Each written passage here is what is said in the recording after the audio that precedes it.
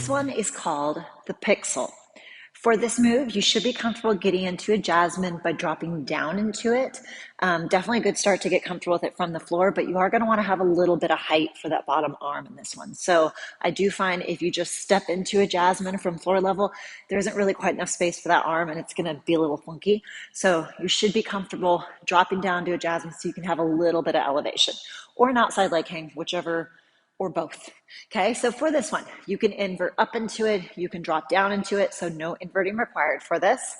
So it's going to go from a jasmine position, very similar with that bottom arm bracing us. And I'm going to demo it both ways. I'll demo some inverting up into it, some dropping down into it. Same. Okay, so inverting up into it, if I were to invert to an outside leg hang, I'm going to then transition to my jasmine.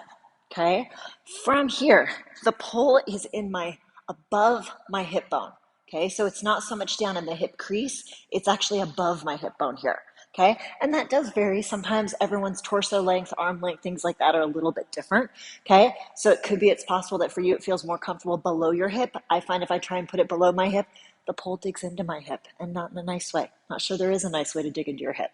So from here, the leg that is the same as my bottom arm, okay, which in this case is my left leg, I'm going to take the opposite arm, and you can either completely wrap your elbow around, or your elbow behind your knee, or just grab it with your hand, okay? Whichever works best based on your preference and, body mechanics, proportions, all those things, okay? So whichever you prefer. You're gonna pull that knee towards your nose, and it's not about flexibility, it's about tension.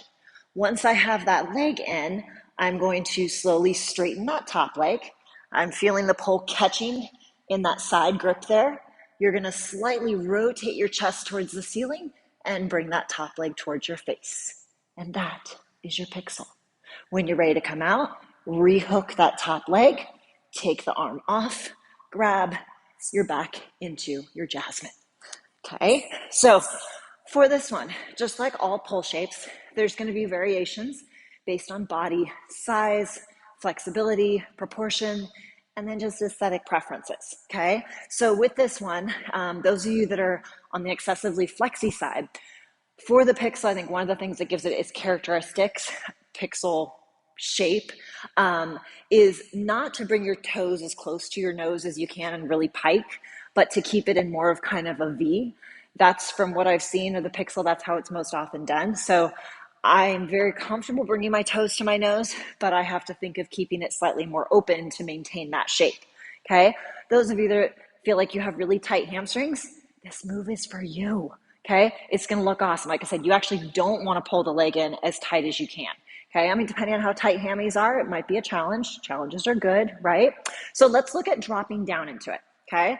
And also one little thing, when I talk about how when we grab that leg and pull it in, the angle of how close that leg is pulled in is going to be different for everyone, depending on the shape, size of your thighs, size of your boobs, your flexibility, the length of your arms in proportion to your torso, all kinds of things, okay? So that's why I say you can either grab that leg with your hand or you can wrap your elbow around it.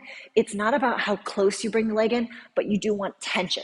Okay, so you do want to think of, like, if you are more endowed in the upper bosom area, you want to really pull that leg in as close as you can, because that's what's going to help lock the pole into that inner thigh and side so that we can release that other leg. Okay, so you just want to think that there's no gaps in there. Okay, so to drop down into it, so we're going to descend down through a jasmine and then into this shape. Just take it a couple of climbs up, because like I said, you can always drop down. It's really hard to slide back up. We're going to take it to a jasmine. Okay, I'm going to sink down until my torso is roughly parallel, maybe a smidge below.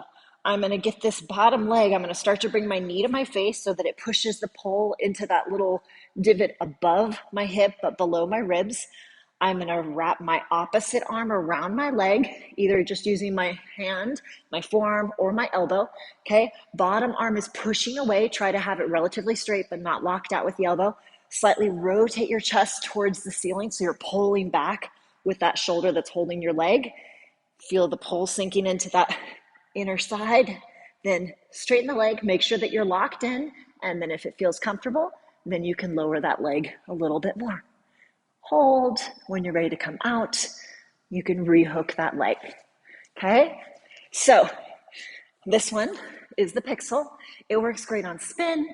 It works great on static. You can invert up into it. You can drop down into it, whichever you prefer. Okay, it can be the beginning of a pole combo. It can be the end of a pole combo. If you're working towards your jade split, this is a great place to start to feel that hip hold. It can also be a great entrance to a jade split. So try this move out. Play around with it. It would look great for a photo shoot or in a combo, like I said, on spin or static. So have some fun with it.